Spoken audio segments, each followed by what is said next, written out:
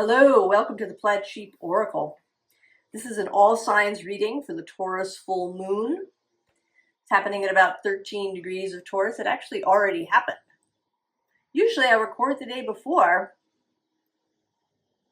but this time for some reason it's like I didn't think of it. So there may be something, at least for me, about doing it now, and maybe something for you. We will see. I am doing it a little differently. There's no theme card this time, but I have shuffled and shuffled and shuffled this Wisdom of the Sacred Bee Oracle, and I'm going to pull from the top one card for each sign. Then I'm going to shuffle other oracle decks and a tarot deck. So on the bottom of this deck, Tranquility.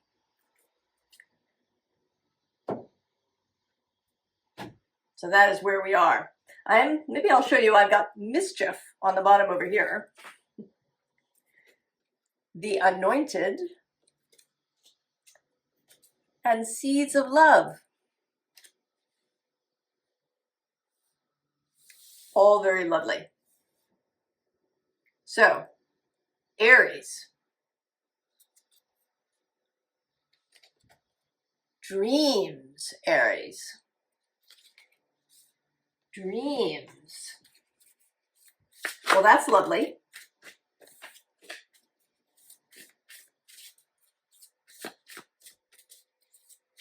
What are your dreams?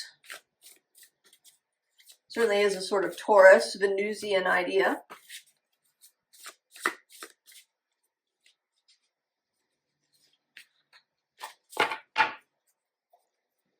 Commitment. Oh, Aries.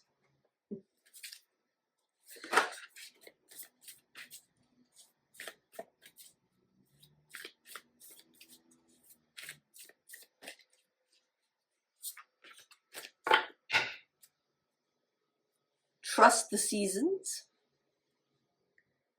Embracing change, cycles of life, transition, growth.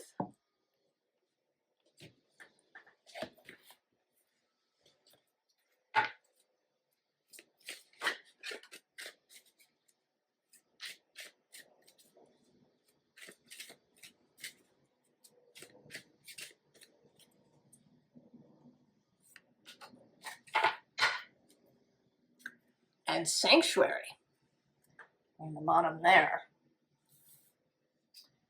Let's see. So we have dreams. Oh, battle. Oh, the Anointed, that came out in your main meeting. And make a wish.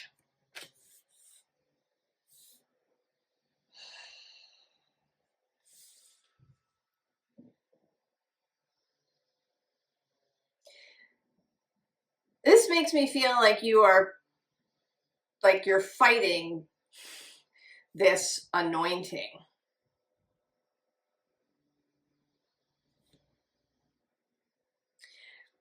And then maybe you think you may also think you need to fight for your dreams. And maybe there's some dream that seems incompatible. The Anointed says answer the call, leadership, empowerment, soul gifts.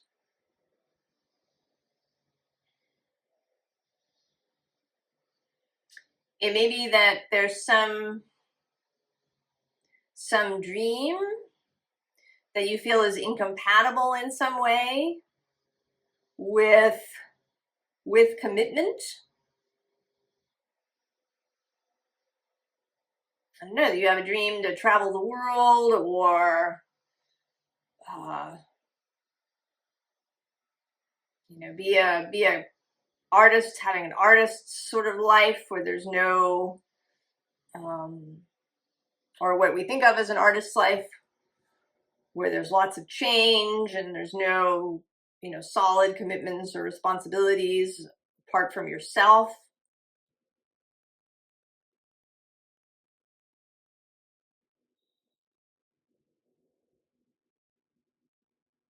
It may even be too that you're sort of in a rush with this trusting the seasons and the sanctuary card, that you just want to go now.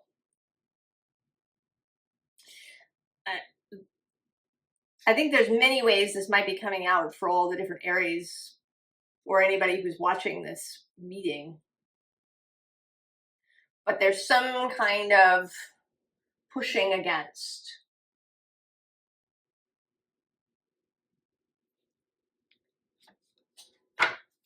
Some kind of pushing against that's happening.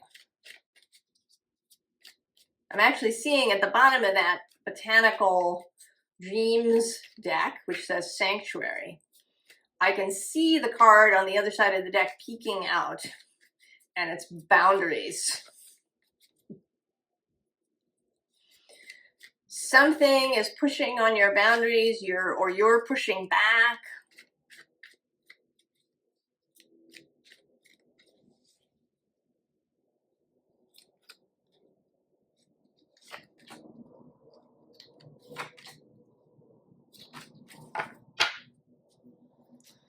Oh, Ace of Wands. Queen of Pentacles. The Two of Swords. The Nine of Cups. And the Ten of Wands.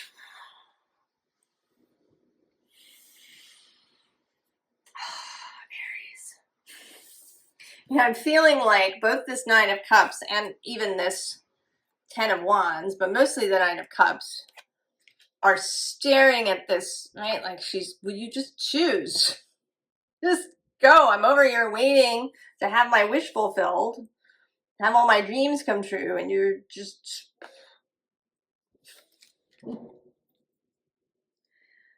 it is true that Mars has been in opposition to Uranus. He still is. Although it's waning now, he's on his way out. But that can be, being pushed, feeling like you're being pushed, or feeling like you're being stopped, even. Can I look at the bottom? Who's on the bottom? Oh, the Five of Cups.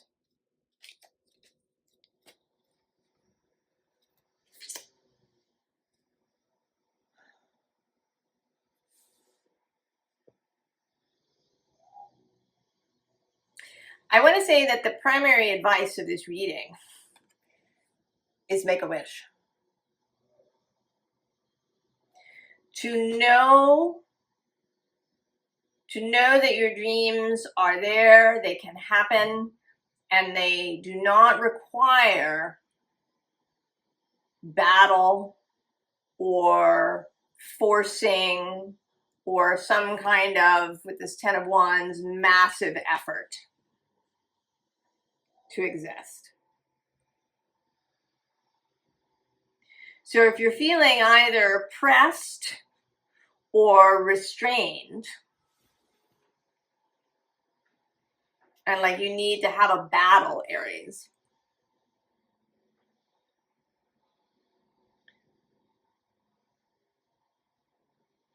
make the wish. Take on this more Venusian receptive quality.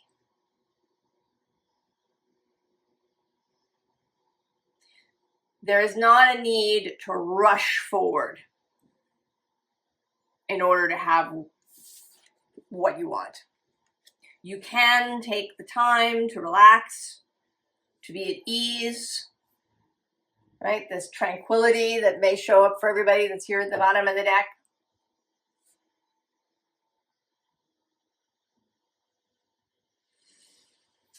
Aries.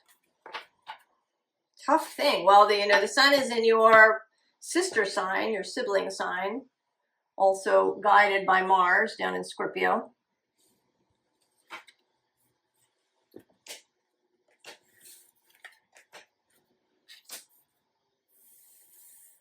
can be an intense feeling.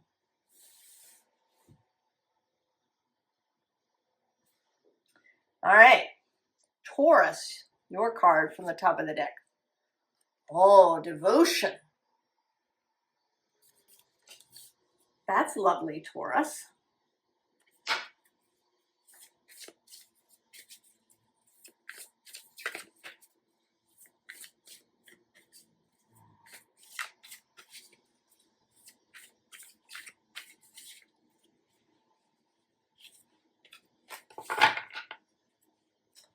Oh, isolation on the bottom.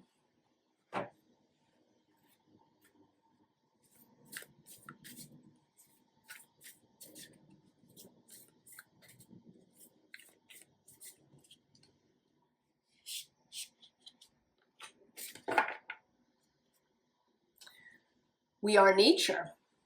And I think, did I? No.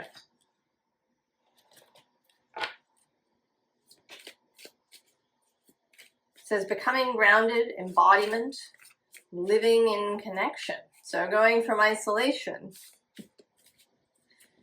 to connection.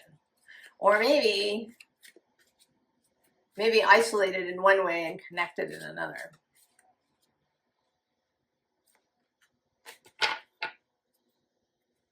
Ah, yes, the wallflower. So she feels like a combination of these two things, right? There's a connection to nature, but she's framed and isolated from the other pictures on the wall.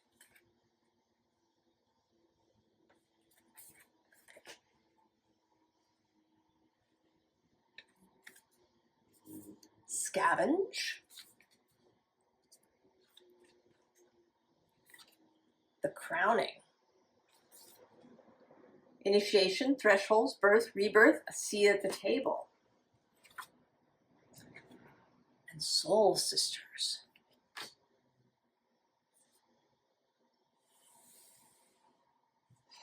Well, yeah. And also even, I mean, in this crowning, mother and child, but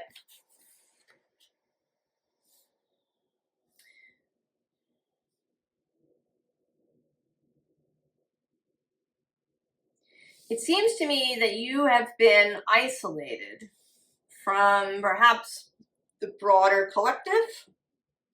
Maybe you've been feeling, or you will start to feel, a need to really pull back. You might find yourself saying no to lots of social engagements, perhaps. We're here in most of the Western world, we're entering into the holiday season. In the US, we start with Thanksgiving and then accelerate into the Christmassy holidays and New Year's. But that there's something and maybe someone, but I think it's more of a thing.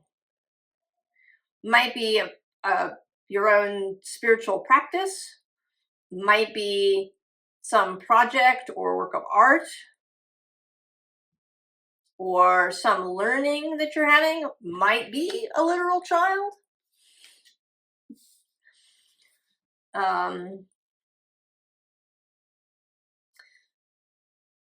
I think that something is about to be birthed.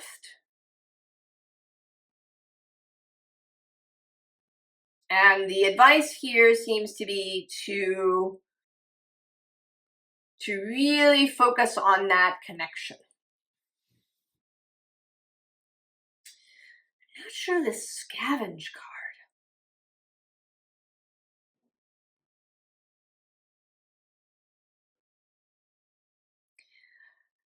It feels like it's like you've been searching for something. And in fact, it is this thing that's about to be born, or it is the devotion to this thing.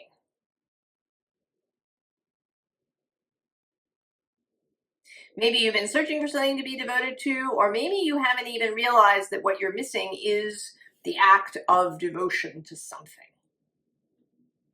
Because we're not really, as a society, as a modern society, we're not really into devotion. Devotion is kind of cringe, right?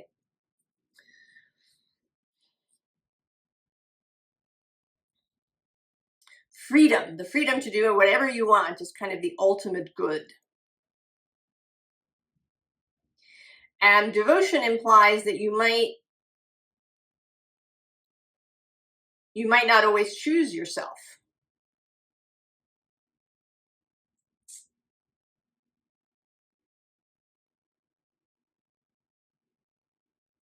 It's interesting, you want the same deck as Aries. I think there is a relationship here. Of course, there always are, but Aries and Taurus. Perhaps because Mars has been moving opposite your sign through Scorpio.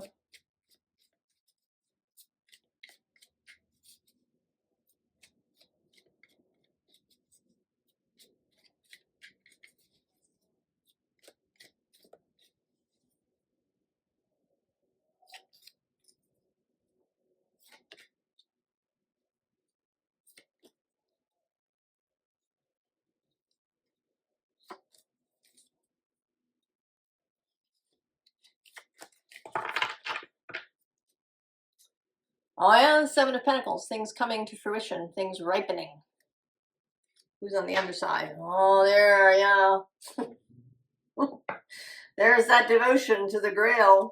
The Knight of Cups. Page of Pentacles. The Novice, the Learner. Eight of Cups. Here with one cup chosen. The Star. Oh, and the Devil. The Queen of Swords. Yes. Who's under the Seven of Pentacles? Oh, the King of Pentacles. And the Knight.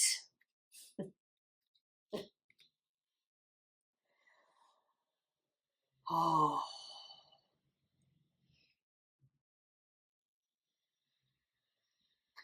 You are about to discover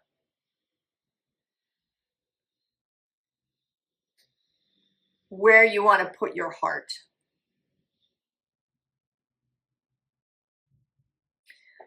I don't know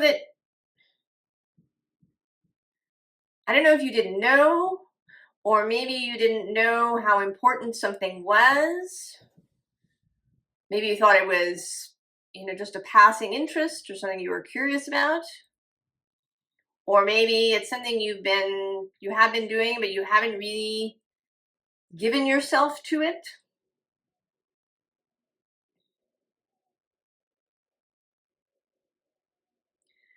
But maybe in this full moon and the days after it, between now and the new moon in Scorpio,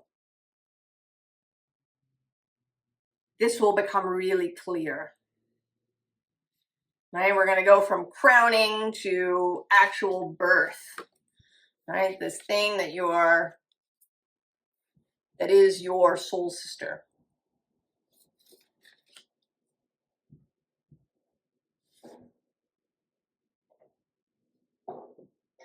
And it seems to me, that your heart has been kind of over here. Right? You're down here. The heart is up here.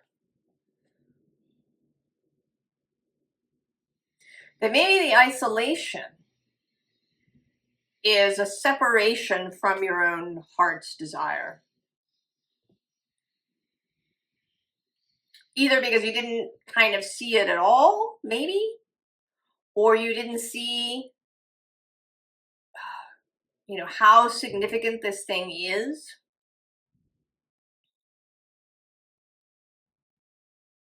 That you just want to throw your whole self into it. But clarity is coming. We are coming to fruition, Taurus. You are going to know. Oh, Taurus, that is very exciting. That is a wonderful full moon blessing.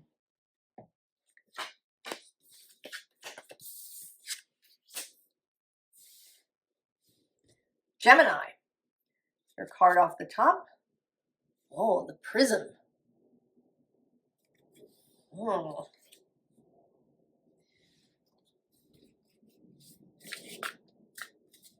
Through a glass darkly, or seeing the parts of something. When light goes through a prism, you see all the wavelengths separated.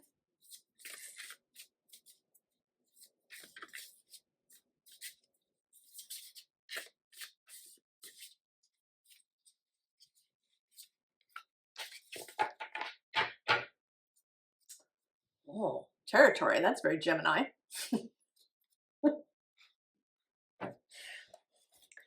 Two sides of the thing. We are having this Crow Oracle is coming up with very opposite things for each sign.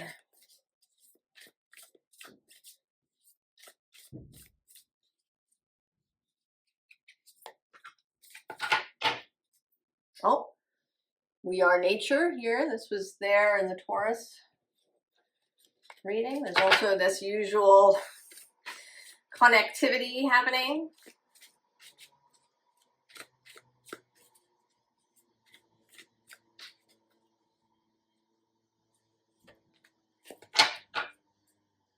Oh, foundation.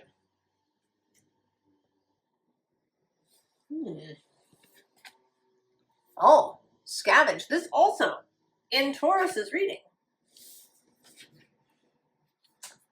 Open and nurture yourself.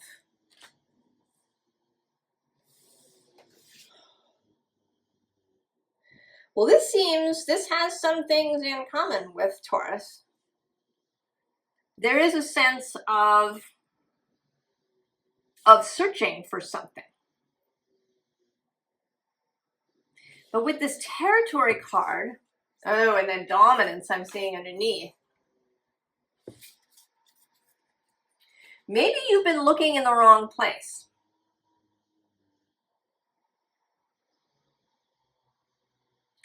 That you've had a particular idea, it needs to be this, it must be this. Or I don't know, I have to be in this profession, or I have to live in this neighborhood, or I don't know, there's something as if, you're in one side and you don't even know that the other side exists. But then there's this grounded, connected energy. And this foundation.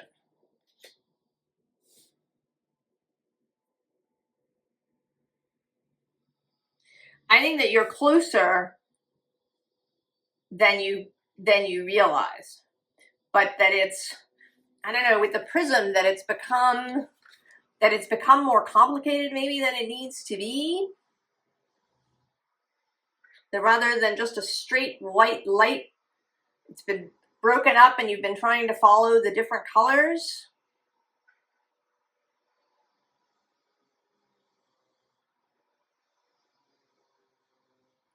Or that there's a focusing that needs to happen.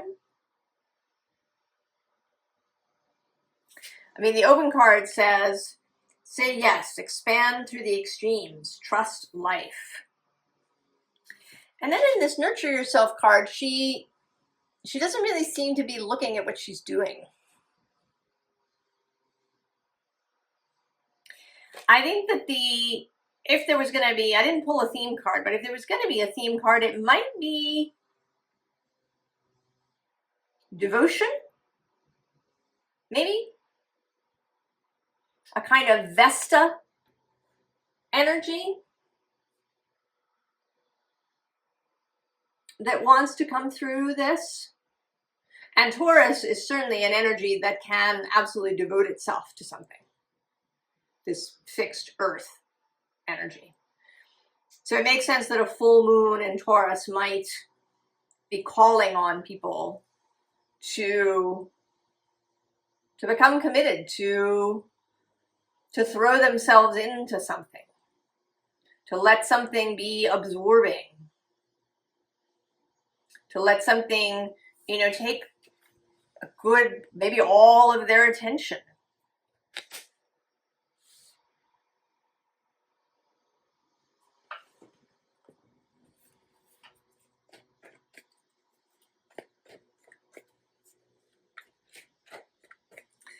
And we've been filling things here with you, Gemini, committing, choosing, becoming devoted to something. And it may be that this full moon is really bringing it into reality with this foundation card. That it's going to become very clear that you will be much more open maybe than you have ever been to this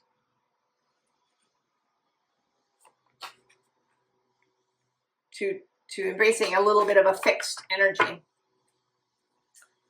Justice. Venus, she's still in Libra. 10 of Cups on the underside. Happiness. Oh yeah, there she is, the Empress.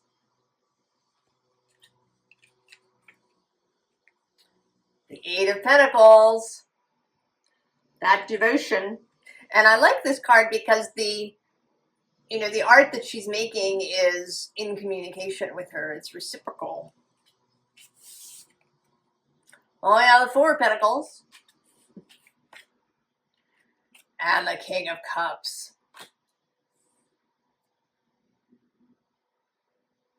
So yes, Gemini, if you've been, who's under the 4 of Wands under Justice. If you've been dragging your feet, maybe, or maybe you haven't been able to settle on something, or it could be that you've even been focused on, something in one half of this space without realizing that there's this whole other half. Right? You've been looking in all the places. This moon is going to make it clear where you're going to put your devotion, where you're going to put your energy, where you're going to put your focus, what you will live for, Gemini. And I think it'll feel, it's going to feel beautiful. We've got the Empress and the King of Cups and Justice. This idea of nurturing yourself. I mean, you may feel better than you have maybe since you were a kid. Feel more yourself, feel more embodied, more grounded, more alive, Gemini. The Empress on top there.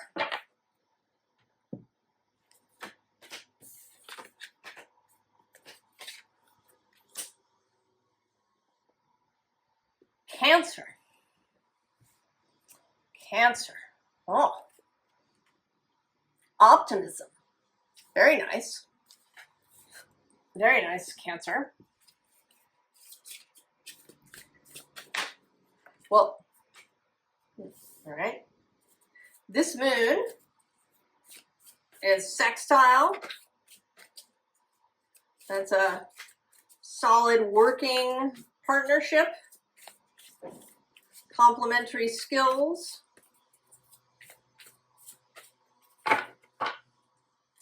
Well, perspective, and this Hanged Man on the bottom.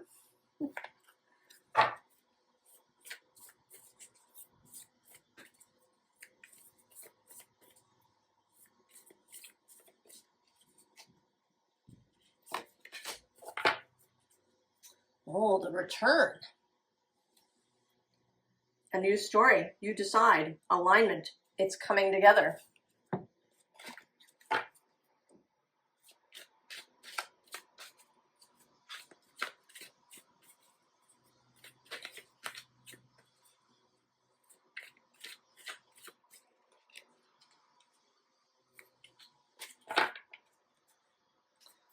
Blessings. Very nice.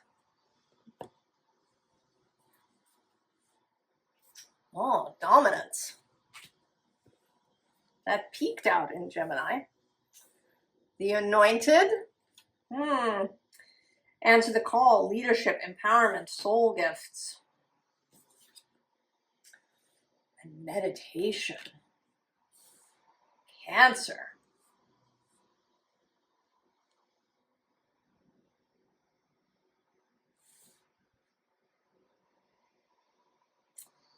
Oh, that's interesting. It seems to me that you are about to be the blessing.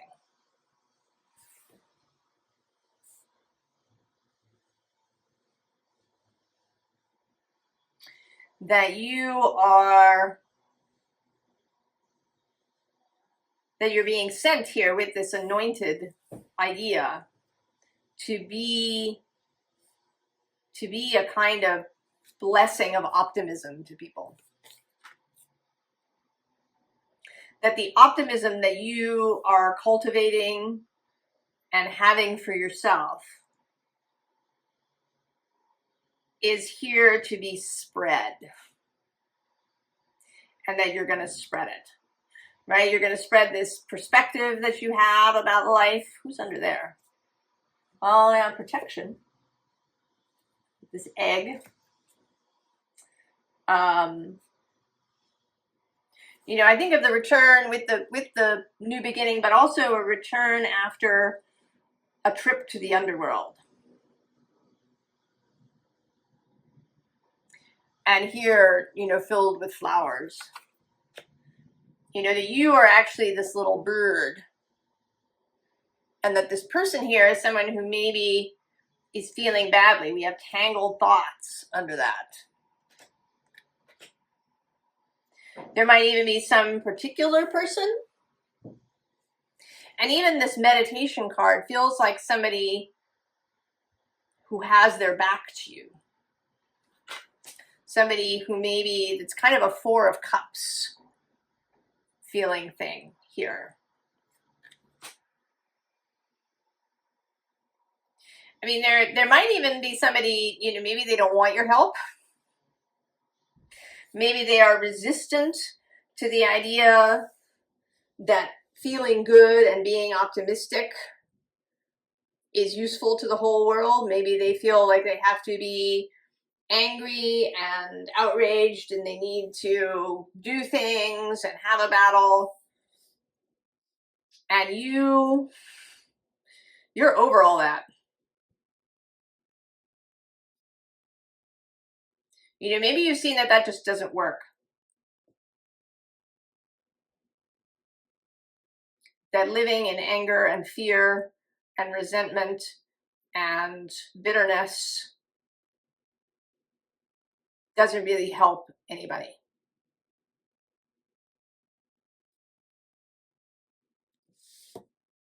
Whoa. Cancer.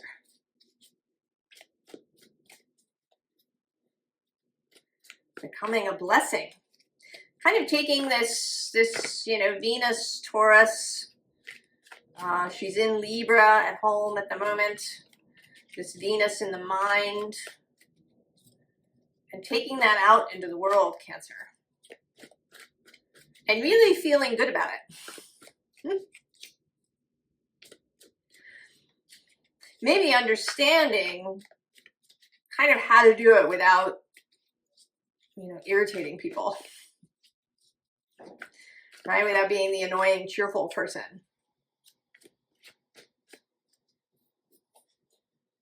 I was actually thinking during the Gemini, I got this Prism card. And it made me think of the movie Pollyanna. because she spends time with this man, this sort of initially grumpy man, putting these rainbow catcher crystals in the windows. And she talks to the minister about love, and he goes and he spends a whole night looking up all the instances of love in the Bible.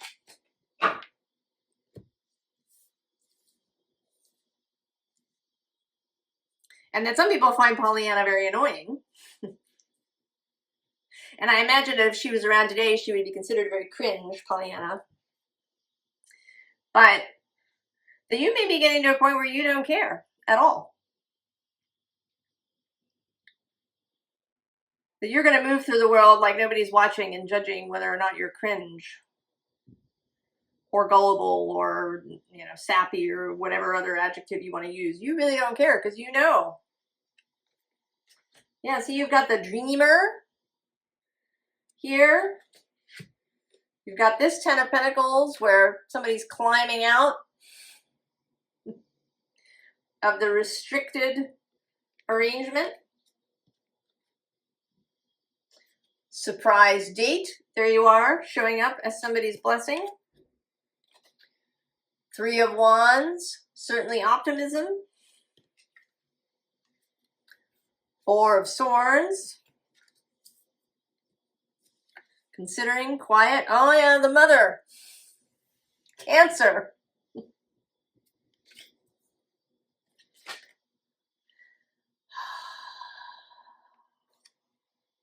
Lucidity.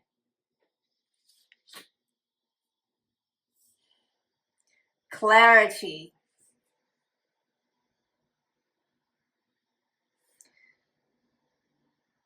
About the power of joy, the power of optimism, the power of innocent dreams.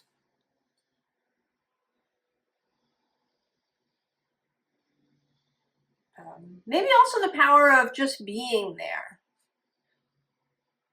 Parker Palmer has a story about when he was suffering with a very deep depression.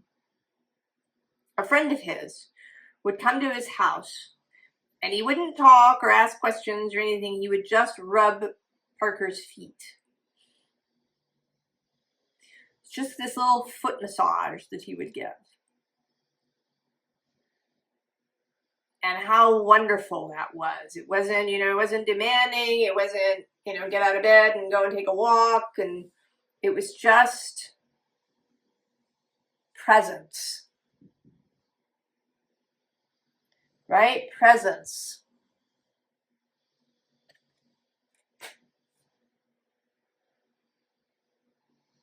Right? And your willingness to be guided by the moon, to do what feels right, what your heart guides you towards.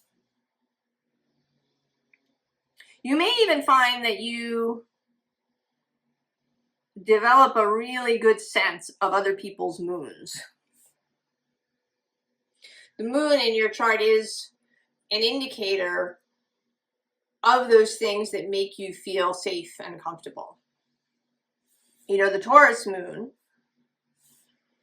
may feel comfortable with, you know, with physical things, perhaps with comfort food or with having, you know, a quiet place to sleep and maybe having a garden to go sit in, nature, a tree to sit under, these things. But it might be that someone has, you know, moon in Capricorn and they have different needs. And you may get really good at sensing what those needs are in people.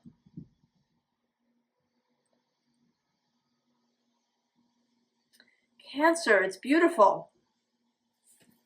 And it's dancing, you know. Here in your red outfit, it's passion and love and devotion and beauty and all the things that you really value, the things that you're grateful for, the things that you appreciate. You may also really become aware of things in people that, you know, maybe you didn't notice before, or you just didn't think about them, and how much you appreciate whatever it is in these other people with this beautiful moon. Oh,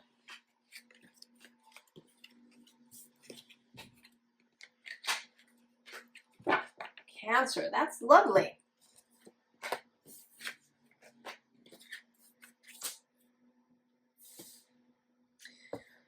Leo. Oh, redemption. Leo.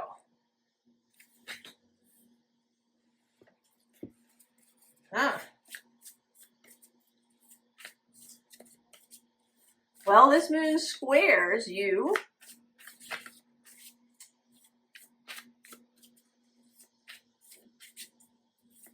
It's a strong energy. If you have a Leo placement anywhere, you know, 10 to 16 or 17 degrees of Leo, you're part of a T-square with this full moon.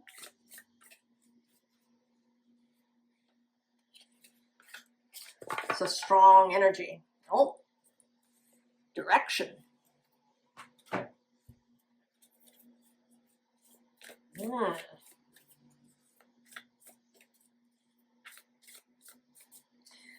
I'm having a sort of idea, but we'll see if it's supported.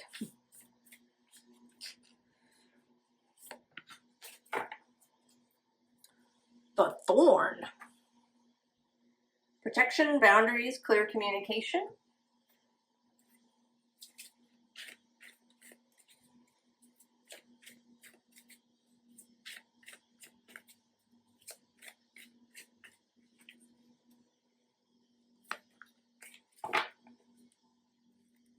Oh, Sanctuary.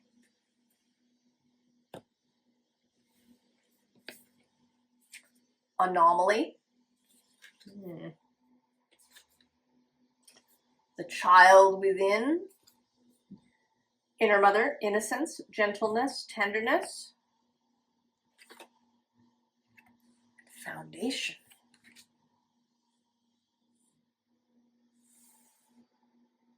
Oh, Leo.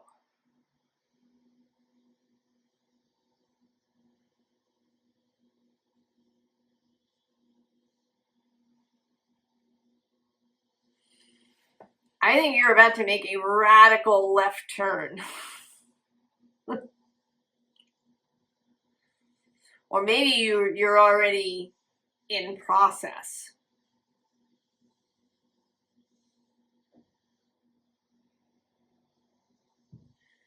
But it seems like a radical turn is about to be made.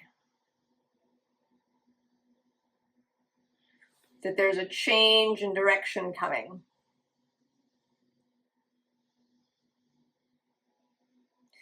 And that it comes from courage. You know, this redemption feels like not so much redemption in that you need to redeem some aspect of yourself in a penitent way. But like you would redeem, you know, something at a pawn shop, or you redeem a ticket.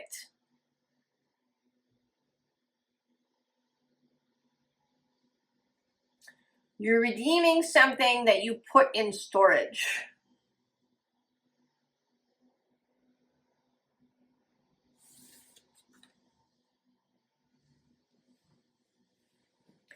And it's giving you courage.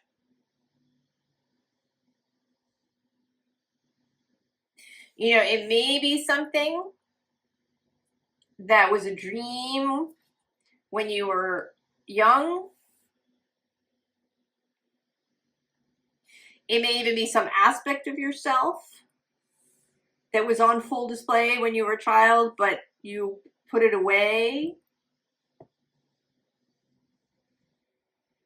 You turned it in so that you could, you know, go forward and, I don't know, make it in some career that seemed attractive, or that would give you security, or that would give you something else.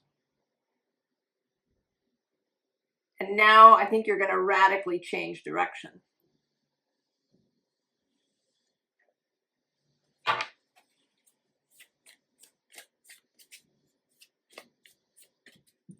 And you know, this Foundation card, she is, right? She's not attached to the ground. She's a mobile, she's a person. She can walk around. So this changing foundation.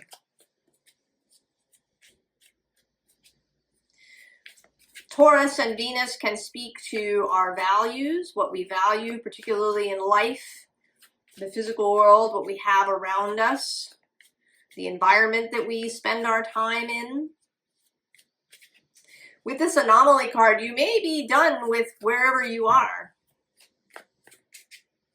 That you simply don't agree, that you're no longer compatible. And maybe you haven't been compatible for a long time. Maybe you were never really compatible. But you learned a bunch of things, and now you're ready to leave. It's also possible that you're not going to leave necessarily, but that you're going to begin behaving differently, making different choices.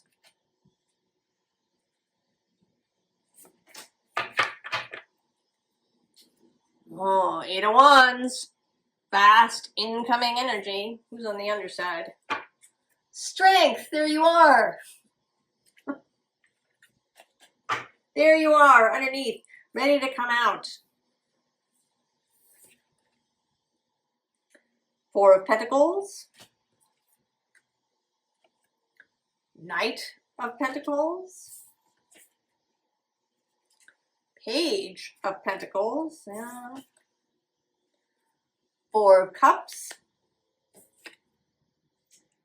And the 10 of Pentacles.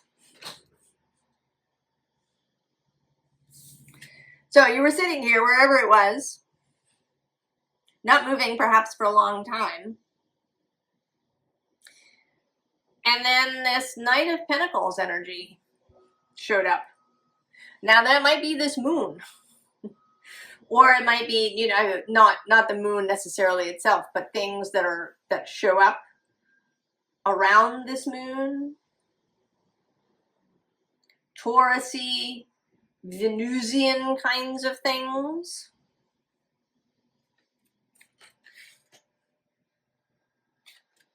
And then this page with this new, right, this new pentacle, this new idea that she's got. And then there's this dream period.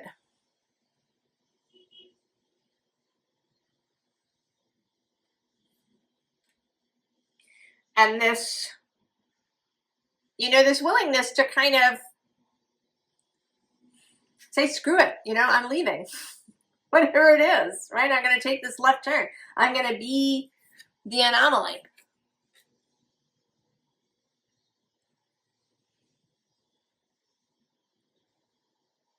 I'm going to be the person who does something different. Maybe it's different from my family or different from my friend group or whatever. But I have this dream. Maybe I've had this dream for a long time. And I'm heading for the 10 of Pentacles. The All. What's under the 8 of Wands? Oh, it's the Star. And here, actually, there's this 5 of Cups, right? That you were sort of stuck out on this rock. until you choose to redeem this thing that you set aside at some point, Leo. You're ready to take that hard left.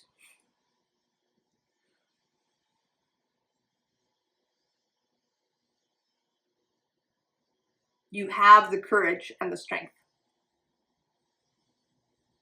and the desire, right? That's this moon. Devotion, desire,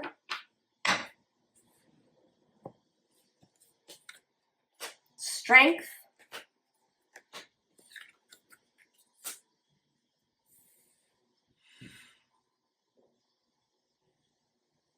Virgo from the bottom.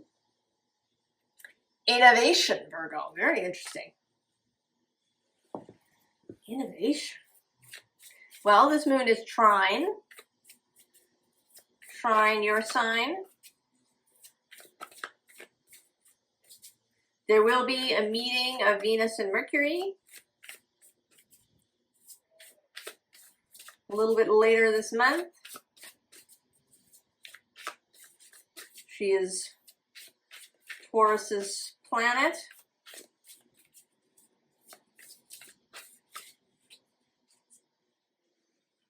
And you are a combination of earth and air. Growth. Well, innovation and growth, those go together.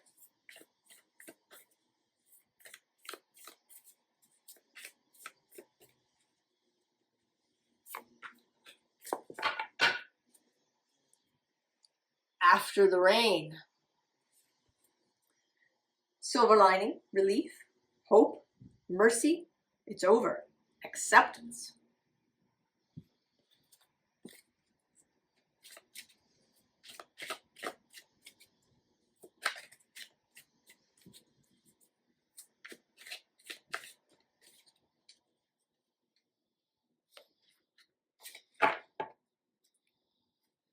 Oh, the warrior. Intriguing. That card hardly ever comes up. Oh, commitment. We've seen that already. The Holy Grail. Stop the endless searching. Inner quest. And Stardust.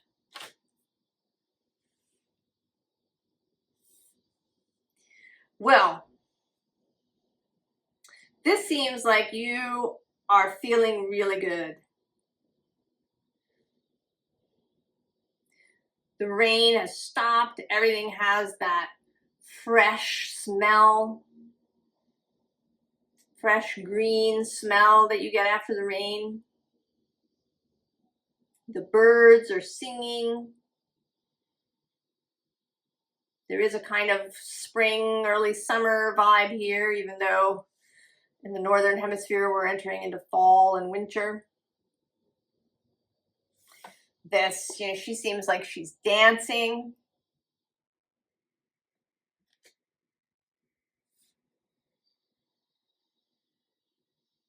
And maybe part of what has you feeling so good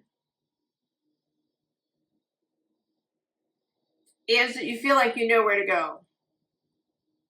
You know what you want to commit to going forward. You know what the dream is. Maybe you've been finding that you've been sleeping really well. And if this hasn't happened yet, it may be post this full moon. And you know where you're going. Maybe you feel a sense of optimism for the first time in a while.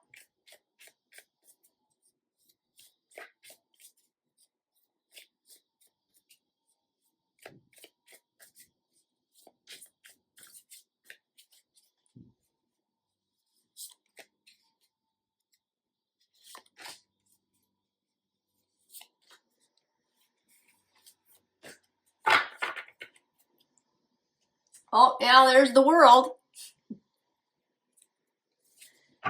And Judgment on the underside. Knight of Stones. He's made a couple of appearances so far. Justice. The Three of Branches, Three of Wands. And the Seven of Tides.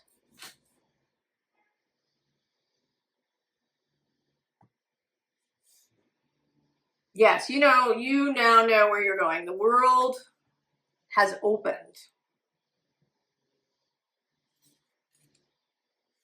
There you see it. And you're ready to go. This is your card. Your court card, Knight of Stones. And this sense of alignment. Venus is moving next door through Libra, but then she's going to slip into Scorpio.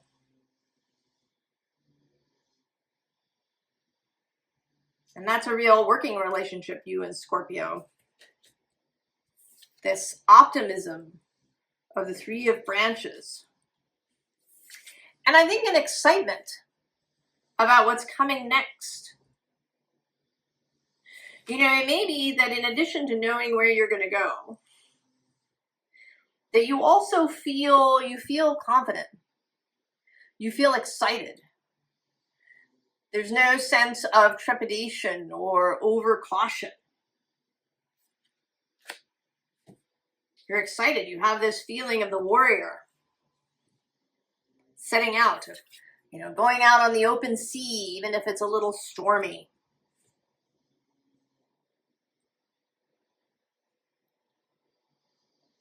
Virgo. Well, this is very exciting. You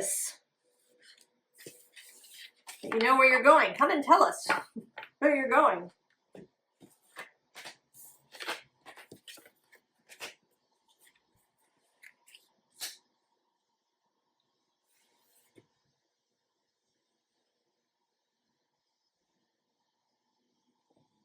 Libra.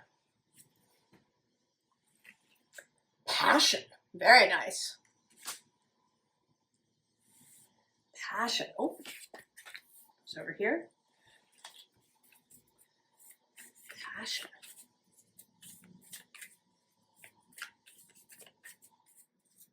That's a nice way to start. Taurus had devotion.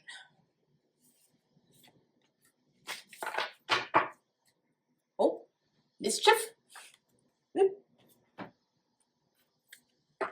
Do you have a passion for mischief, Libra?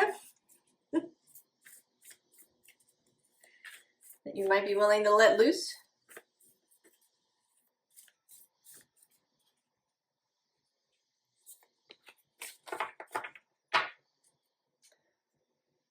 Temple of the Rose. Ancient power, expression, activation, scarlet codes.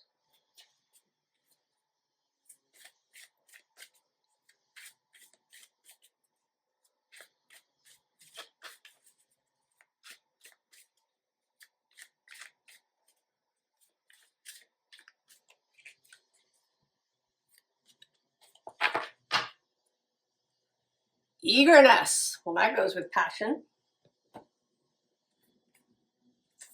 Nature. The Rose of Venus. Alignment, flow, right relationship, harmony. Boundaries.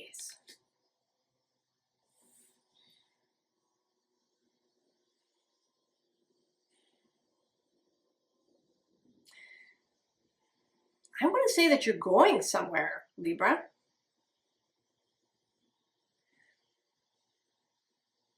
That you're going on some kind of trip that's going to be significant.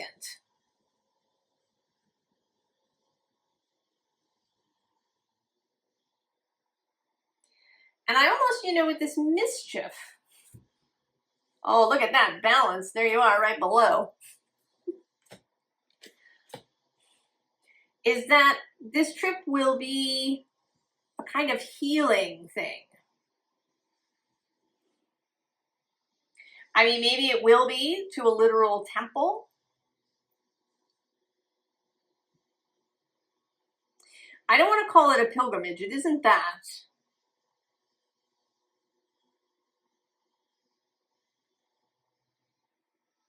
It's just going somewhere, maybe where you've never been before. And I don't think that it has to be far away.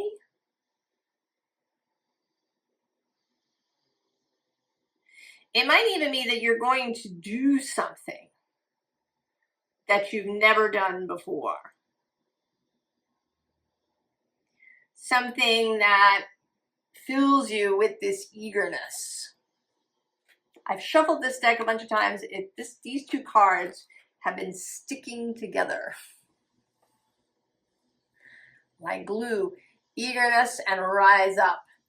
And that was just 010111 on the counter. I don't usually notice that, but right, she seems like she's, you know, looking over the wall at some distant place. And then the rose of Venus makes me think of the journey that Venus makes her orbit as seen from Earth.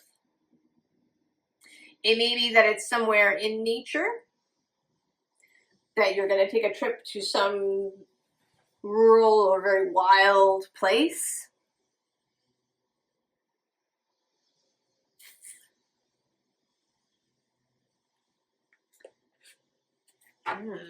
Libra.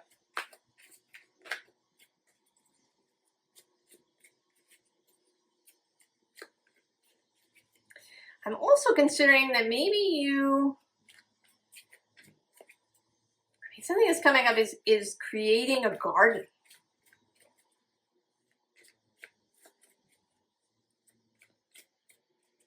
In a really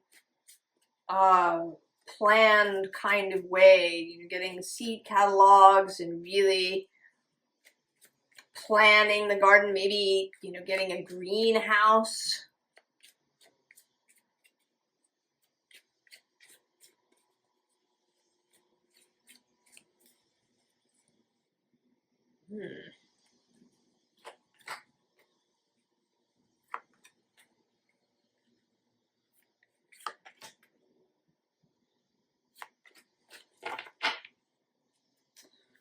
Well, that's interesting. 7 of Swords. 9 of Swords with fear underneath. Huh. Maybe you've been fearful to go. That there's something that people, I don't know, that people like it, or maybe you don't have the resources, or that doesn't really feel right. I think it's more about almost a kind of existential fear. So we have this, right? You're kind of, it's like you're sitting on this idea. And then below that, we actually do have the 5 of Pentacles and destitution, and the 5 of Cups with disappointment. And there's the Lovers and the 2 of Cups, and then there you are, Justice and Judgment. Oh my goodness. And the Emperor and the Hanged Man and the Chariot and the Queen of Cups. Libra. Oh, now, well, now.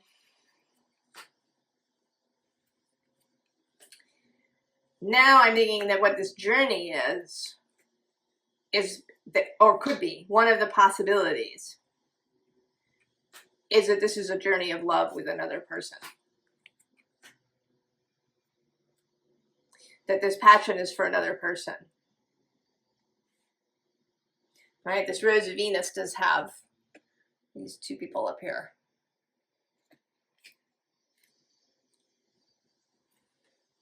In an embrace. and that maybe you have walled yourself off for a long time. Oh yes, the Empress. And the Emperor is under all that stuff.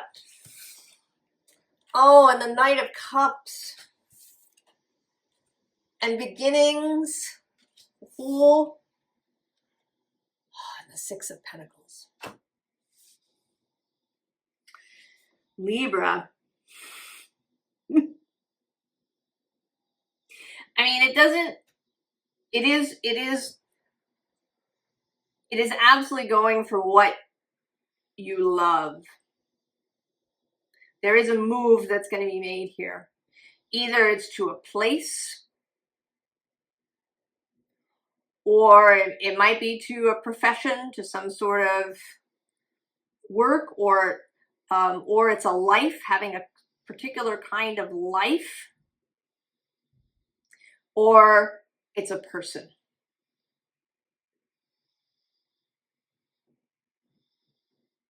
You absolutely love something, Libra. You have a passion for it. You have eagerness. You have this Rose of Venus. I mean, the Empress, the Knight of Cups. And beyond these kind of sad things, the Lovers, the Two of Cups, Justice, Judgment, the Emperor, Perception, right? The Chariot, the Queen of Wands. We actually have the King of Swords too. And that's interesting. Behind him is this Three of Swords. So I'm wondering now if you've been guarding your heart.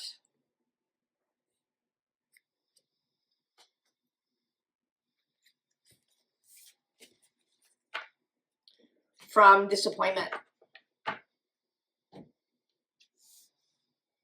But now there is I think the passion will be so big that whatever this hoo-ha of people saying things or your own mental chatter or whatever it is, that you're going to get past it.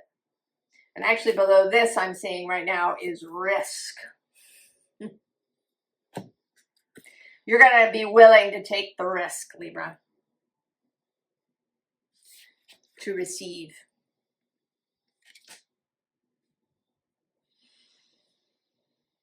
Oh, Libra. That's exciting. That is exciting, Libra.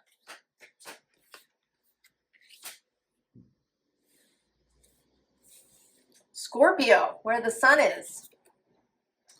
Oh, evolve.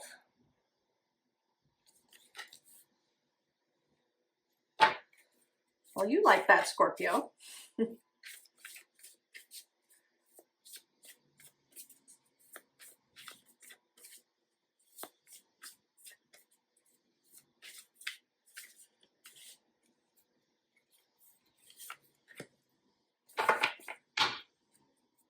Oh, survival.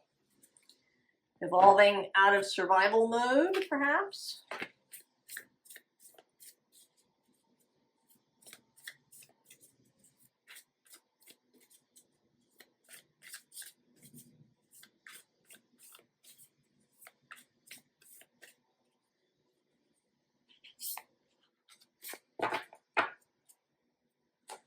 Held. How nice. Sureness of the soil, unseen help, support, community.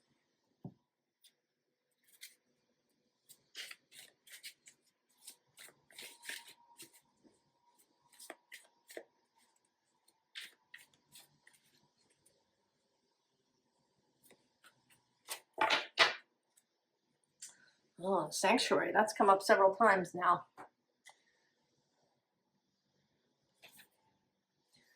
Preparation. Mm-hmm. The bloom. Creations realized. Right time. Harvest. Celebrate.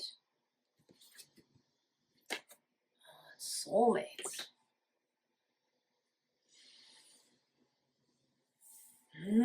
Well, you clearly are coming out. Okay, you're going to come out on that balcony, out of the sanctuary. Maybe you have been feeling, I don't know, you know, this survival mode actually, today doesn't feel very fraught. It feels more in this moment like kind of the Two of Pentacles. Just all the kind of daily things that have to be done. And that perhaps you've been held, you've been staying and living in a kind of very basic way. You know, you've just been doing the necessary things. Right? You buy enough food to live. You have just enough clothes. You've just been living in that kind of Two of Pentacles space. And now there's this blooming that's going to happen. There's been evolution, there's been preparation, and then there will be this bloom. And this looks like a kind of, like a climax. You know, the climax of the movie, there's the kiss at the end. Kind of a sort of feeling, although it's not the end, of course, for you, but that all of this preparation, evolution, preparation, the bloom, leads to this moment that may or may not have anything to do with another person necessarily.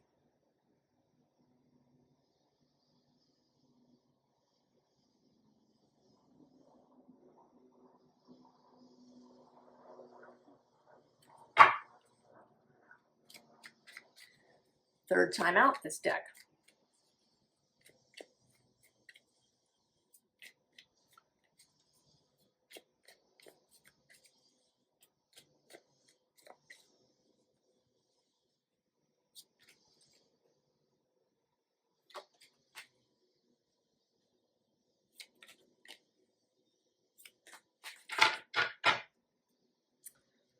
Oh, Five of Swords. On the underside, the Two of Cups. There it is. It's waiting. It's waiting in the wings. Oh, the Devil. The Queen of Pentacles. The Four of Swords. And the Three of Wands.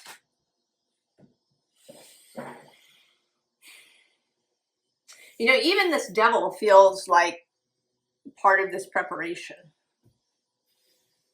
Maybe this was what people usually call shadow work, or some other very intense, very emotional healing process that you went through. There's this creation of something by the Queen of Pentacles. The waiting of the Four of Swords.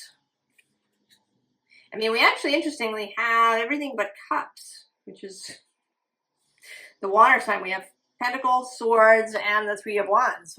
Again, with this expectant energy. Who's under the Five of Swords? Temperance. Kind of more waiting. There's a lot of waiting. Right? And then the Two of Cups down here at the bottom, next to the High Priestess. So there's some kind of, you know, maybe I was going to take another card, but I think I'm not going to. Because the Scorpio new moon is coming in the middle of November. Well, actually the 20th of November. And I think that more information will be forthcoming about this and what happens after. I mean, it may be that you're feeling a little antsy. Mars was passing through, but now he's He's fully in Sagittarius. Mercury is going to do this back and forth through your sign.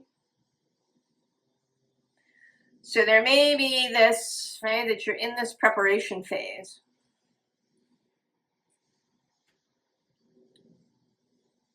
Mercury stations direct at about 20 degrees of Scorpio on the 29th of this month.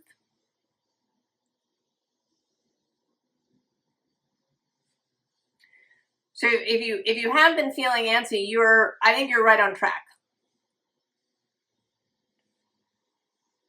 Scorpio. You are held. You're fine. All is well. There's no need to panic about anything. Everything is good. Keep going as you're going. You want to move when the inspiration strikes. So if you have been having kind of mental, should I be doing something? Do I need to move? What's happening? Right? Stuff is happening. It's okay, Scorpio. Short and sweet. Uncomplicated.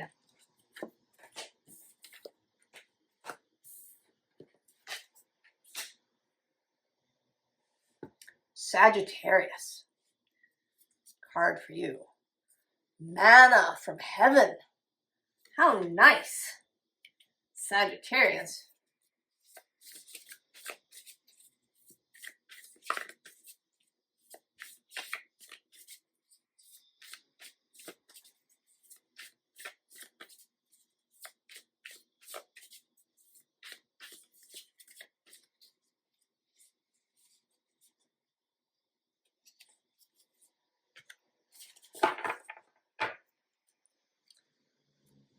Community.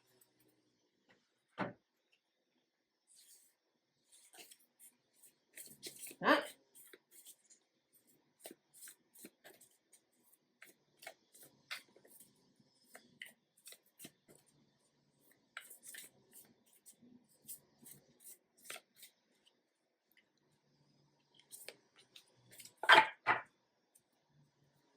Sub Rosa.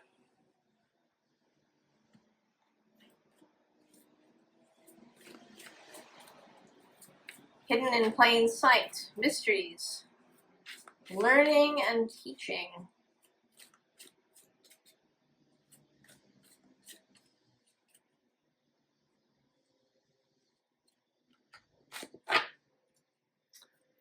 Visionary. That's very nice. Upheaval. The sacred union. Beloved within, inner and outer relationships. And Stardust. This came out for Virgo, interestingly.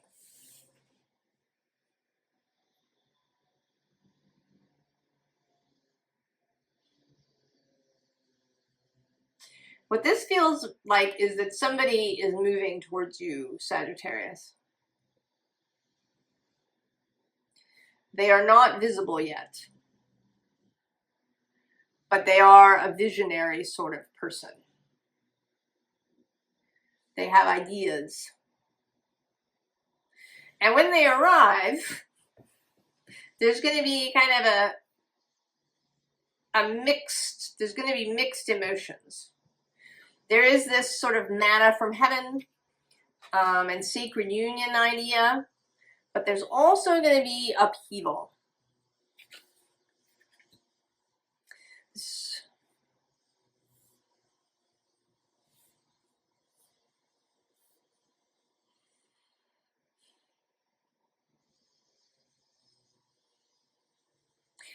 But overall, I mean, this is clearly a positive occurrence.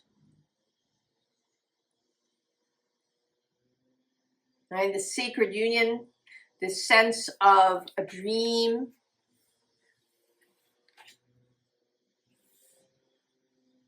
that they are like manna from heaven, or that what they bring is like manna from heaven. It's under the community. There's balance showing up. Oh, we also have anomaly. So it may be that they're going to seem unusual, even by your standards, Sagittarius.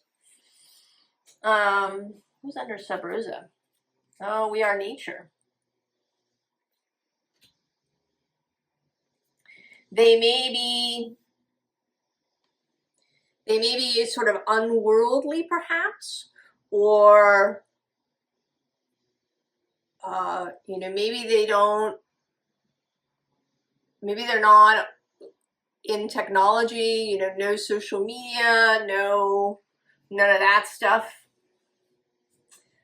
Under the visionary, we have harmony. So whoever this is, and I think that it is a person and not, you know, a philosophy or a job or something. I think they're going to be challenging. I think they'll be wonderful, and that you will know that, but that they're also going to be challenging.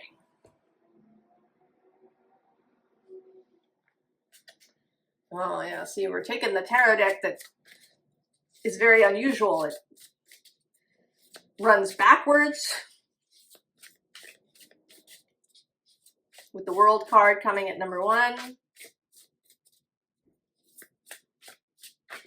A lot of the cards are quite altered from the Waite-Smith themes.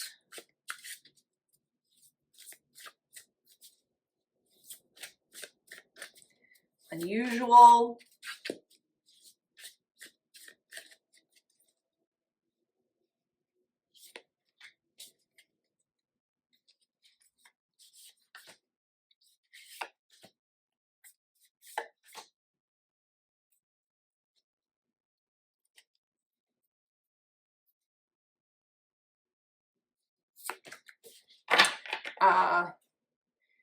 They may be somebody who is very natural, very unaffected, very childlike, someone who doesn't, you know, worry about being seen as silly or goofy, but just, you know, kind of does what they feel is fun and good and beautiful. We have this initiation on the bottom. 10 of fire, which to me is always being led, you know, being led partly by this little tiny red bird, cardinal. So not a big noise, but a small noise.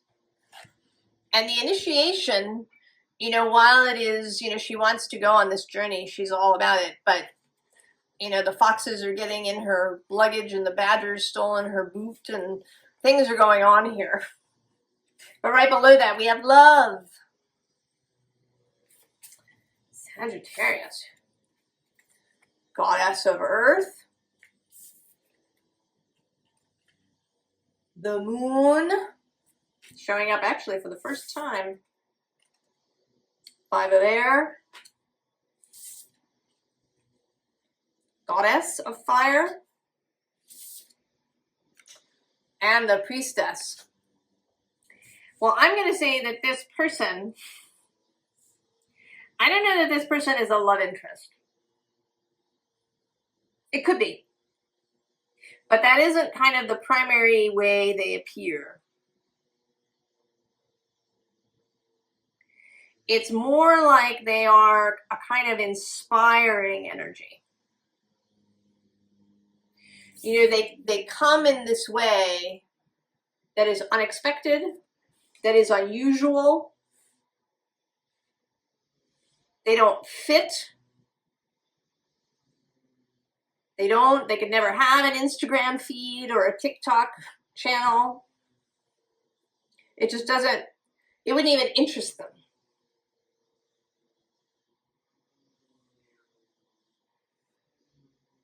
You know, maybe they have a garden or they work in some capacity with nature. They do have this kind of Earth Mother, goddess of earth and fire vibe. They may challenge you.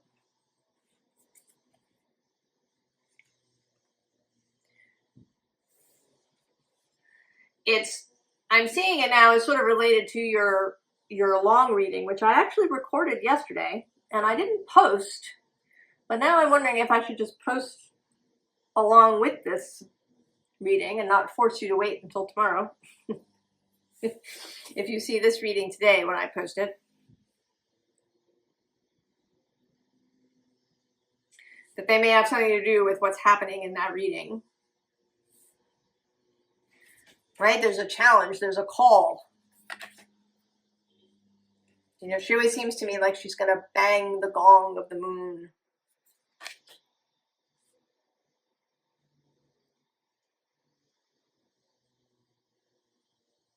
I think you're going to be asked to cross some sort of line, to take some kind of step.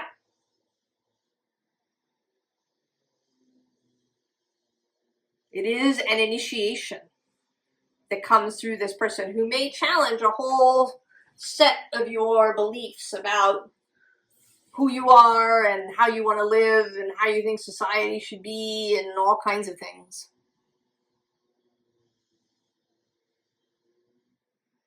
Sagittarius. That's very deep.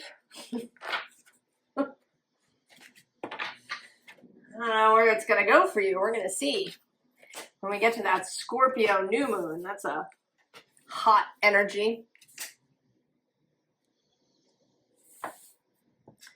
Capricorn. The Taurus. Right, which is this shape where the energy travels around. It's kind of a forever energy. You would like that, wouldn't you, Capricorn? An endless supply of energy that just kept coming.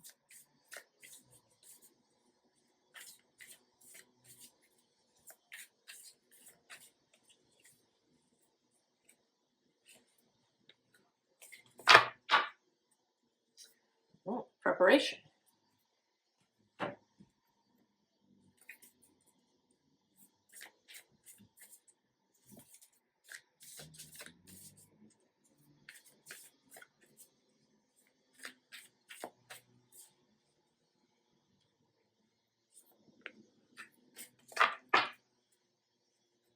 Oh, the wastelands. Sustainability, slow down, tend to your garden. Oh, that's interesting. Coming in combination with the Taurus.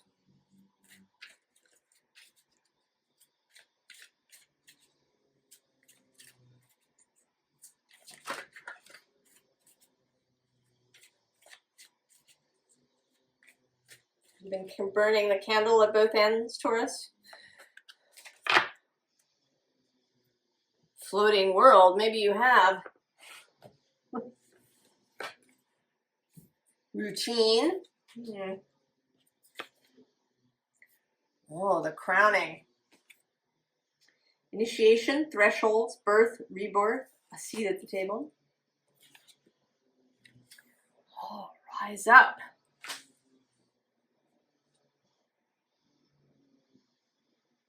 Huh. That's interesting. I think you're being asked to break routine.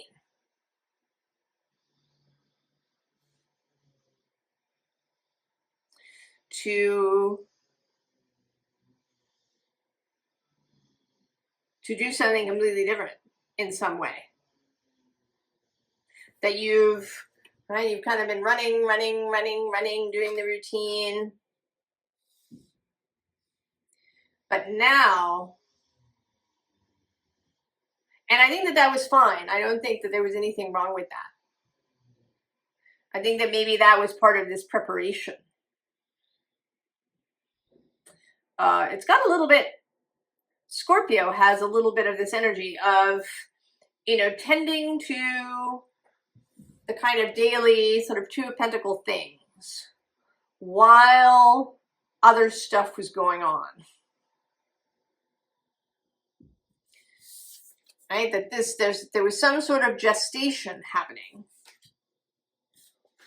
that is now going to be seen.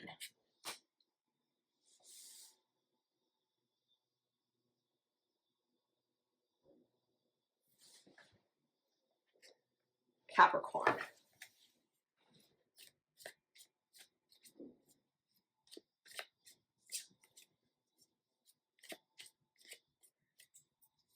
That the routine is about to be changed. Because I don't, you know, I said burning the candle at both ends, but actually this floating world makes me feel that it may not have really been onerous, that you were just kind of going along, doing your thing. That you've gotten into a rhythm, but now, you know, it's like now you go into labor. And it may be that you didn't realize that you were gestating whatever this is.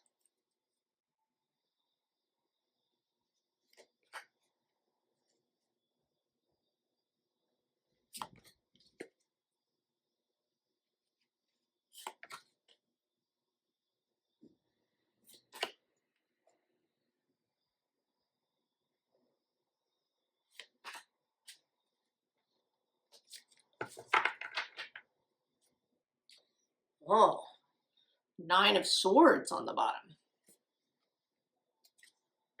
And the Three of Swords on the underside. Oh, Capricorn. Five of Wands. Knight of Swords. Four of Wands. Page of Pentacles. Judgment. Oh, Capricorn. What's under the Nine of Swords? There's the Six of Cups. And the Eight of Swords under that. But the Ace of Swords under that. So something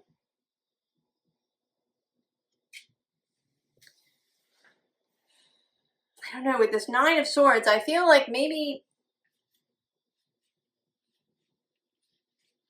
you did know.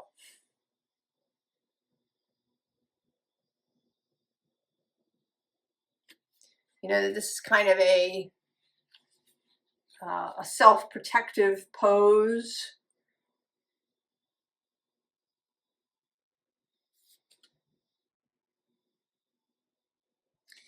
And that there's something really vulnerable about this. Who's next to that? Oh, but the sun. Right. Just, you know, to step out into the hot sunlight with an open wound like that might not be comfortable. And I'm kind of seeing these two cards. So perhaps whatever you have been creating, gestating, is very vulnerable.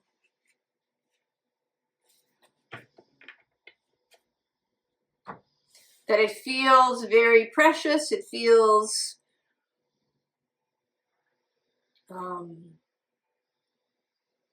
like you've been loath to let it be seen, to bring it out into the light. You know, here too with these two people, they're not speaking to each other. There isn't an argument going on. There's just silence. But the devotion is there.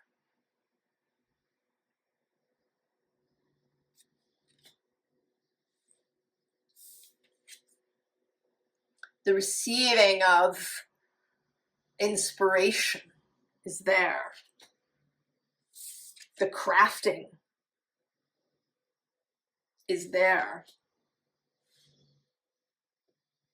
And you know that you're coming to the point when you're going to have to cross the threshold. And you seem to be taking a last look back, Capricorn, before you make your move, before you rise up. So I don't know what it is. I mean, it's something, it's not a leaving of some kind. Or at least that's not the important part. If you're leaving a job, that's sort of not the important part. The important part is that you're going to this new thing.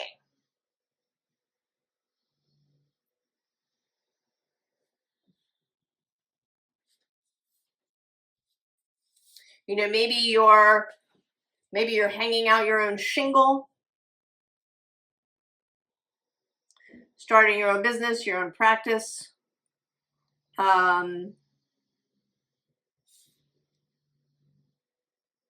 But there's something that's deeply vulnerable about it. It might be something like a book that you've been writing and you haven't, showed anybody.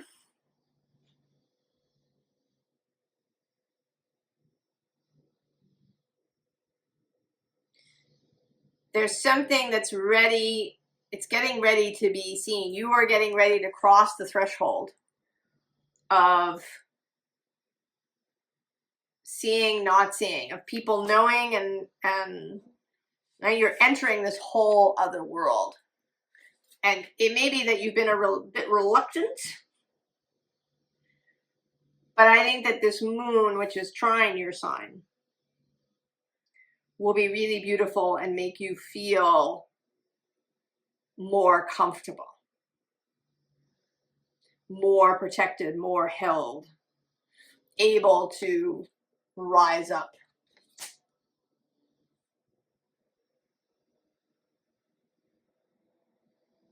Oh, Capricorn, there's all these possibilities showing up.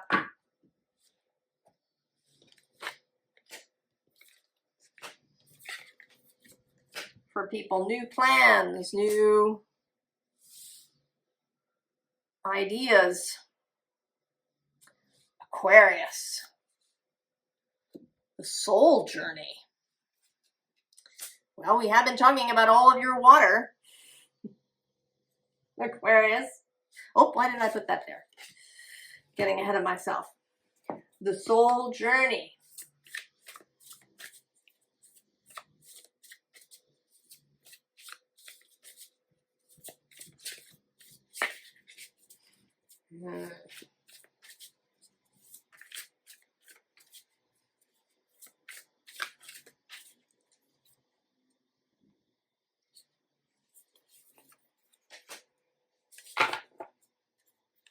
Oh, insight. Always welcome. The insight.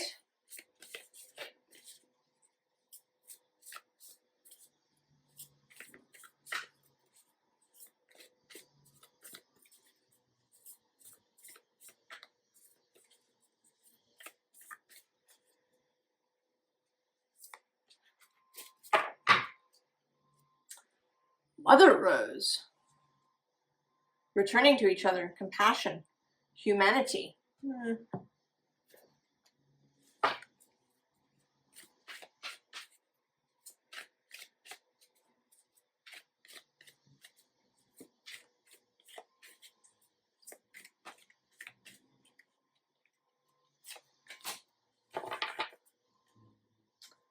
Cherry blossoms.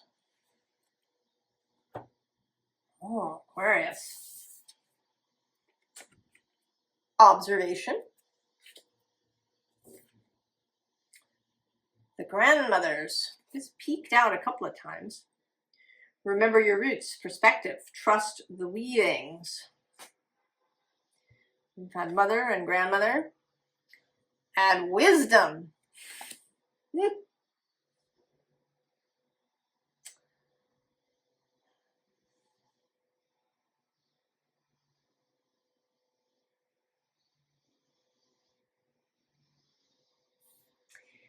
You know, it seems to me that you are coming into some new understanding, Aquarius, about people, about yourself, about what it is that you want.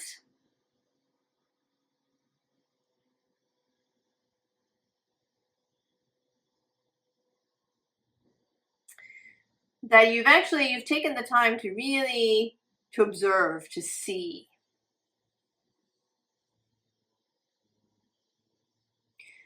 To not take immediate action, to not prejudge things, to not expect a particular thing.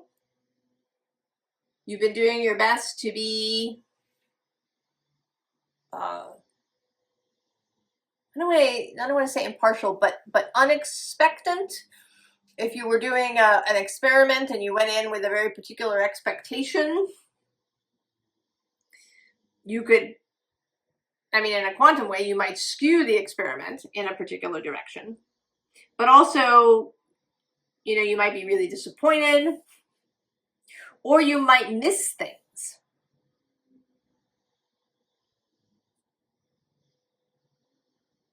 So it seems like you've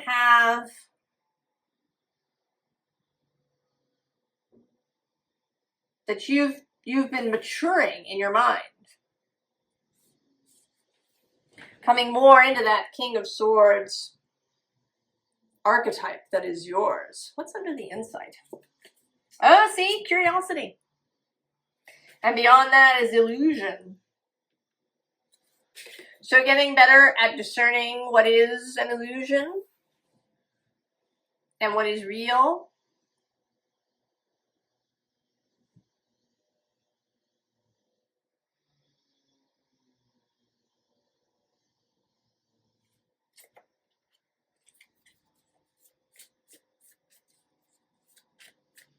There's a real mental evolution happening here. It says soul journey.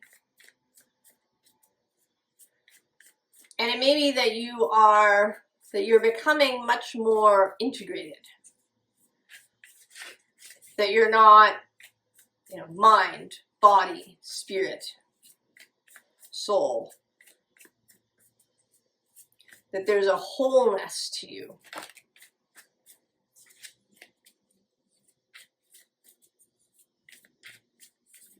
You know, that your mind perhaps is expanding. Maybe you've been exploring psychic gifts and skills.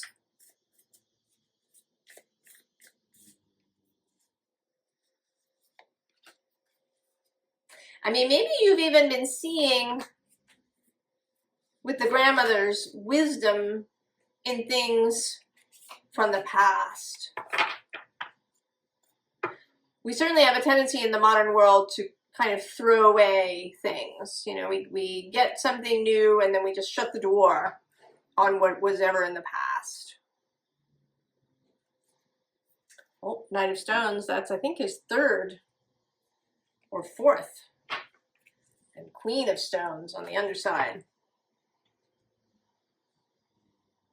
And it may be too that you've been gaining a new wisdom and appreciation for the physical, for the body, for nature. Judgment, this has shown up several times too. The Nine of Branches. The King of Stones. And the Ace of Branches.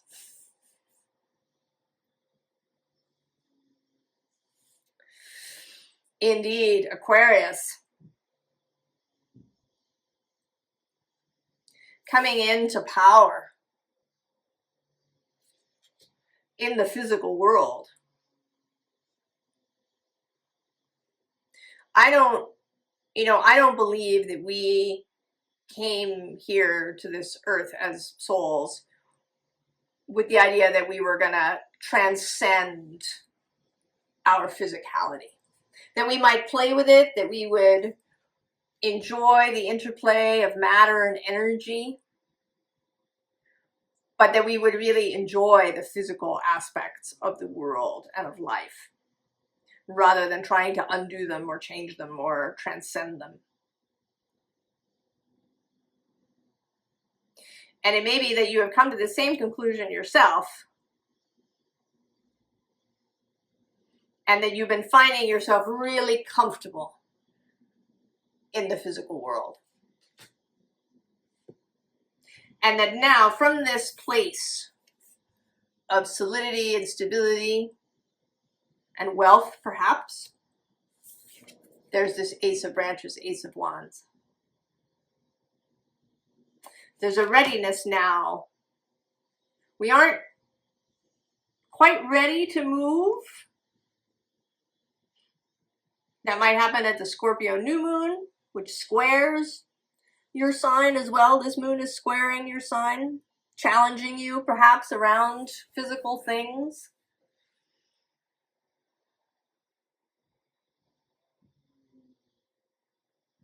It might even, not be until the Aquarius new moon next year.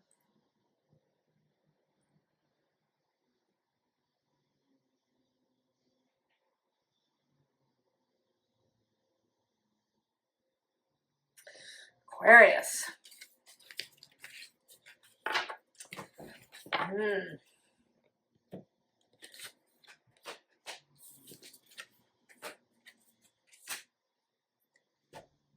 Pisces.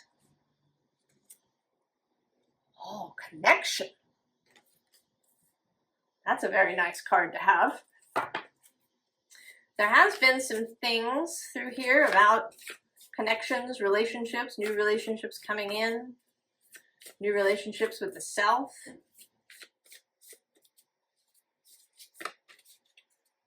All kind of Venusian themes. Connections with nature and the body. Oh, distraction.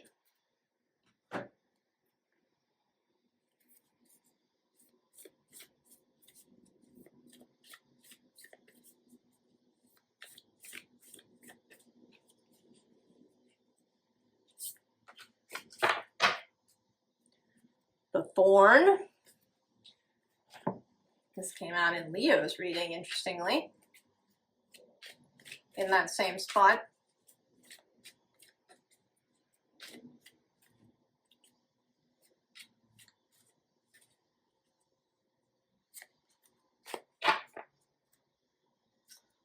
Forest bathing. Wrath. Oh. The bloom. Creations realized, right time, harvest, celebrate. And heart song.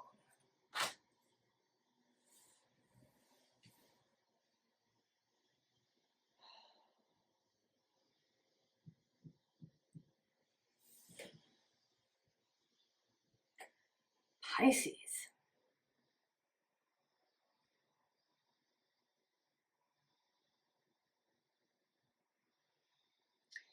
How this seems is that maybe you've been in connection with things that are a distraction, that are maybe painful. I mean, even this forest bathing card is seeming to me more like this grip that she's got on this G.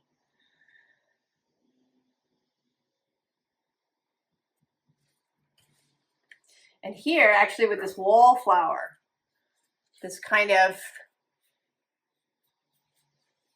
I don't know, this weird connection happening here. There's something, what's under the thorn? Healing the mother line. Under the distraction, oh, is abundance, but also with lots of sort of action going on. There's some I don't know, there's some kind of whirlwind. I don't think this is wrath so much as just like too much.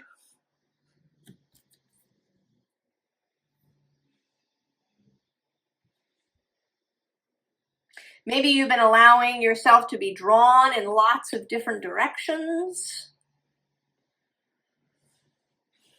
And even this card, you know, there's this rose here on the head of this person.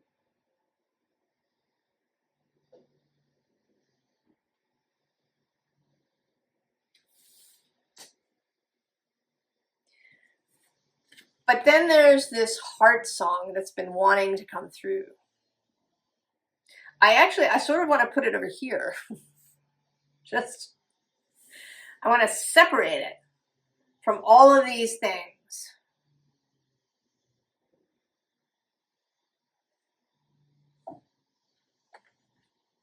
So I got a new tarot deck. It's the Wisdom of Pooh tarot deck. It's really wonderful. This is the first time it's appearing in public.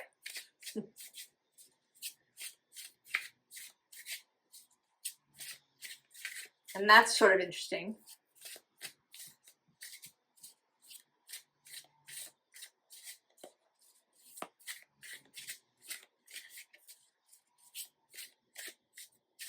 You know, and I'm thinking now, I don't remember if this actually happens or if somebody just posited it happening. I don't know.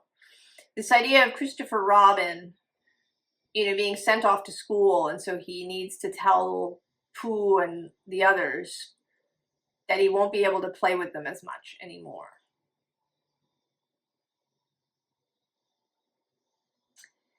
And I feel like you're being called to come back to the 100-acre wood. That going off and playing or, you know, involving yourself, doing all these things had its purpose, but that now it's over. It's time to go back. It's time to follow the heart song, which may include going back to the 100-acre wood.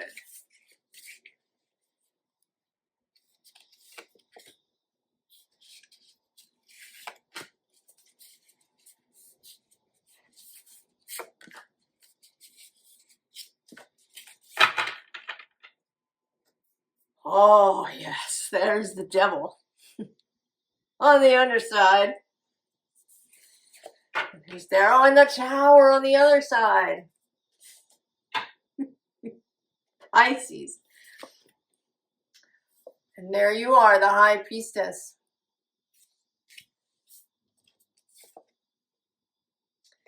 The King of Cups, King of Honeypots. The Emperor. And the Ace of Swords. Oh, Pisces.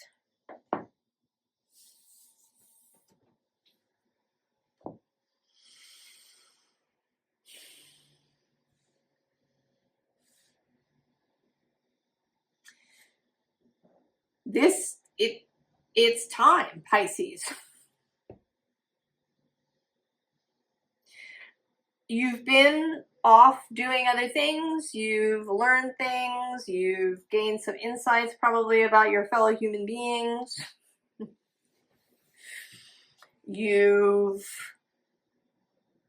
Maybe you've traveled, maybe you've tried all kinds of different things. And it is really time to come home. To release all of these things that don't really matter to you. To home in on those things that really matter to you. Right? This King of Cups.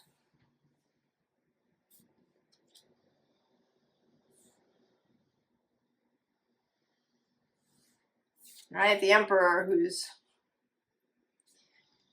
you know, having a lovely day here. And this Ace of Swords. There's a clarity. I want to say that it isn't necessarily a new idea, but it may be something seen differently than it has been before, or with a much greater clarity than before. Below the Devil, we have the Eight of Pentacles.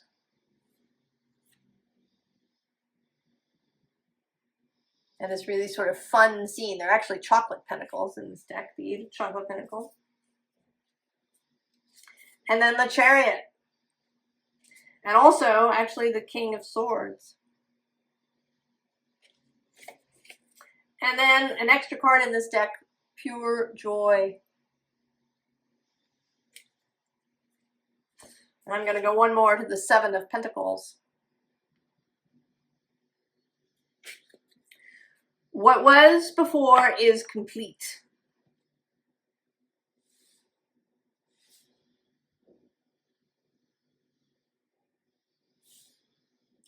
And now this. Focusing your full self and life on the heart song.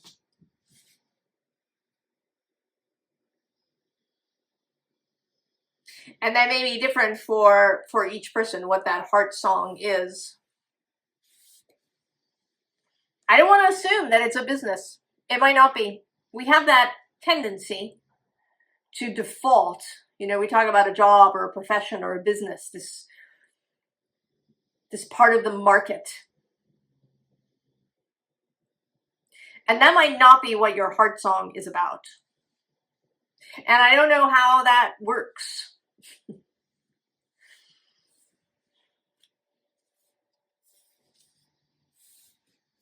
Right? Your heart and source know how this will come into full fruition.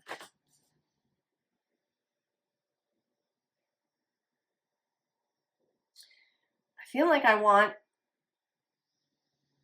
another card for you, Pisces. I haven't done this for anyone else, but not from the Pooh deck. Where does it want to come from?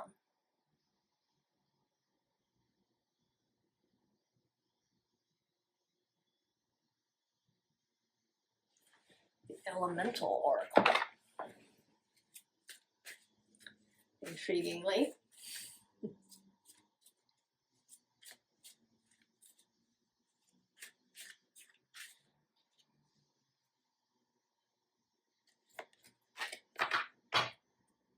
Oh, look at that. On the bottom. And on the underside, oh, the solitariness in the desert.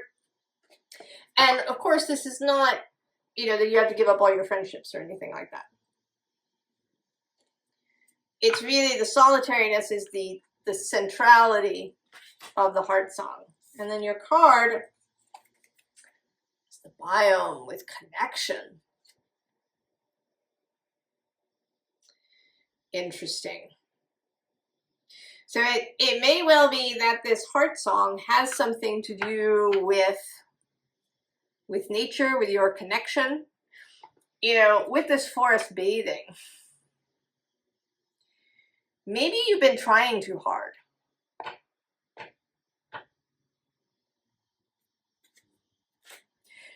You know, some of this might be that too. You know, all the healing processes, all the rituals, all the divination methods, all. That there is a simplicity. And that it is about connection.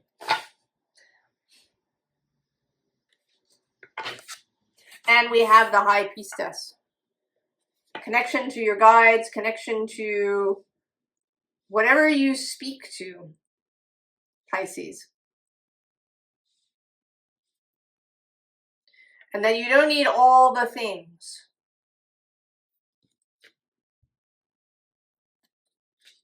Just the singular.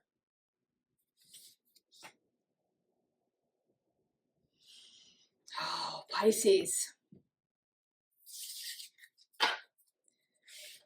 Coming home. Home to the heart song. Do I want to do a collective? Let's do it. Collective. The possibilities. How fabulous is that? It's the primary card of the air suit, which is interesting because of these cards we've had several of the ether suit, several fire, and 2 air, and a couple of water. Interestingly, we haven't had an earth card for the Taurus full moon. I think, yeah, that's water.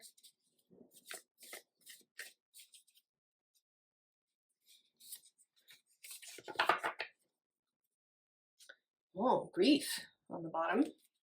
It's interesting, it's 22. Chiron is sitting at about 22 degrees. Is he there yet? Maybe he's not there yet. That is where he stations.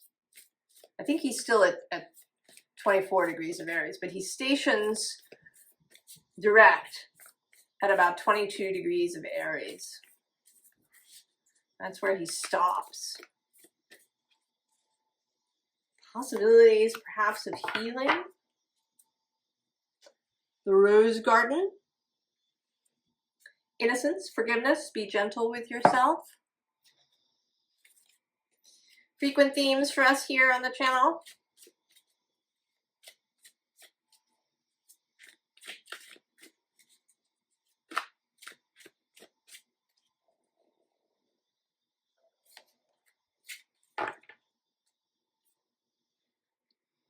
Summer dreaming, also very nice. Anticipation. Plant yourself here. Integration, embodiment, grounded action. And nurture yourself. Well, this seems like some advice out of the gate. Collective.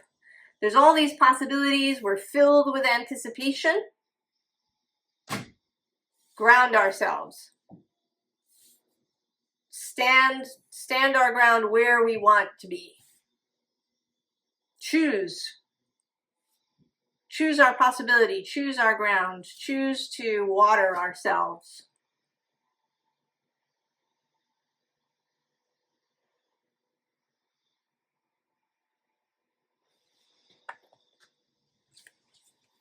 Choose.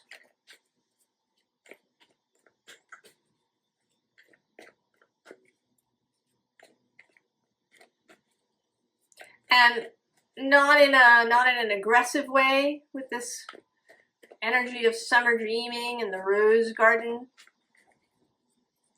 And there is, right, with this grief, that we don't have to rush away from anything, that we can take the time to mourn those things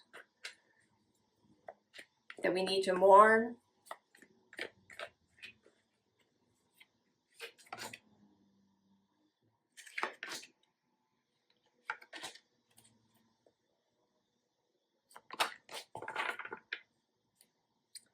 Oh, 7 of Cups, there's the possibilities.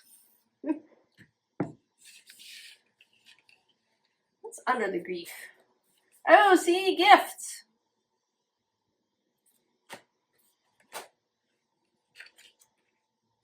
The Sun. The 10 of Cups. The Page of Swords. Oh, and there's the 3 of Swords.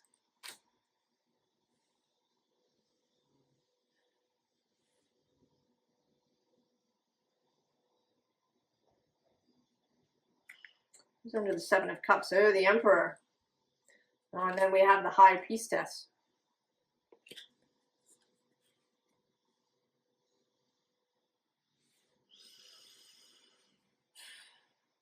So there is clarity, there is joy. There are all kinds of beautiful things ahead. But there is also change. There are these possibilities, but there is change. There's also choice.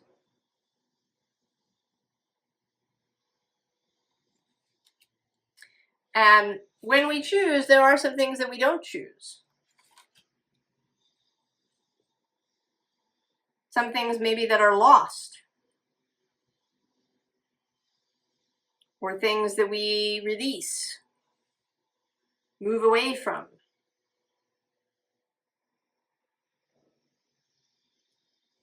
But we don't have to stab ourselves in the heart.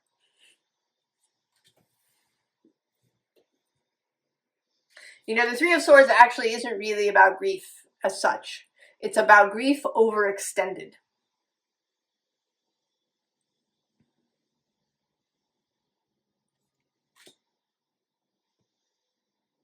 When we lose something and we grieve and we go through that process and then we come out the other side, we don't stab our heart.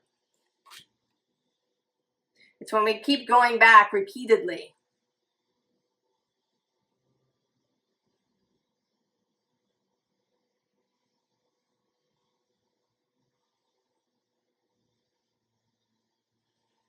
So,